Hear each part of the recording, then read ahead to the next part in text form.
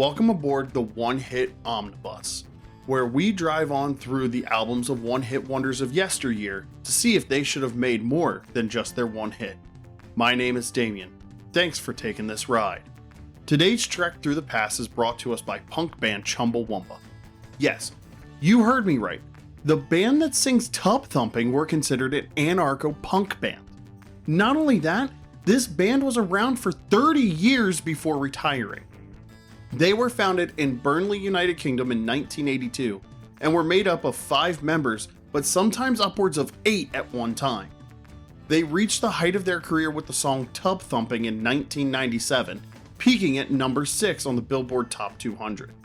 The album that it was on was met with mainly positive reviews, and Greg Krott of the Chicago Tribune even said it was, quote, twice as catchy as the Spice Girls.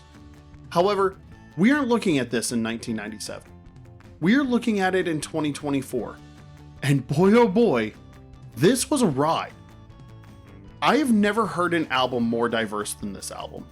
It opens with chart banger Tubthumping. And let me tell you, when you are doing something you really don't want to do, like listening to this album, this song hits in a way that is unexplainable. I found myself really looking forward to the rest of the album after this song. And boy was I wrong to think like that. Tubthumping is the peak of this album, and it is not even close. The next 12 songs, and yes, I said 12 songs, were all over the place. However, there is one credit I would like to give, and that is to the instrumentals. The instrumental work on this album is perfect and should be heralded. However, that is where a lot of my compliments stop. The songs on this album are so incoherent lyrically, it's like they wrote a chorus to name each song and then went completely off the rails with the verses. Also, there are multiple songs where this group attempts to rap in a Run DMC style and it falls incredibly flat. They also attempt to use heavier rock sounds with the electronic styling, similar to the group The Prodigy, who had big hits at this time with Firestarter. And you can really tell where The Prodigy succeeds and Chumbawamba does not. There are a couple very catchy and decent songs on this album despite my criticism.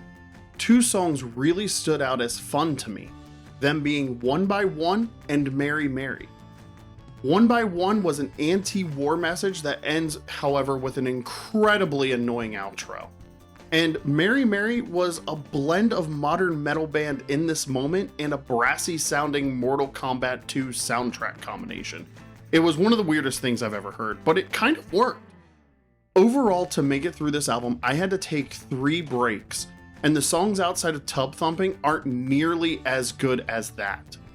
To me, this band deserves to be a one-hit wonder. They can get knocked down, but they don't have to get back up again. I'm Damien, and thanks for riding the One Hit Omnibus with me today here on Use Your Weight, courtesy of the JXB Radio Network.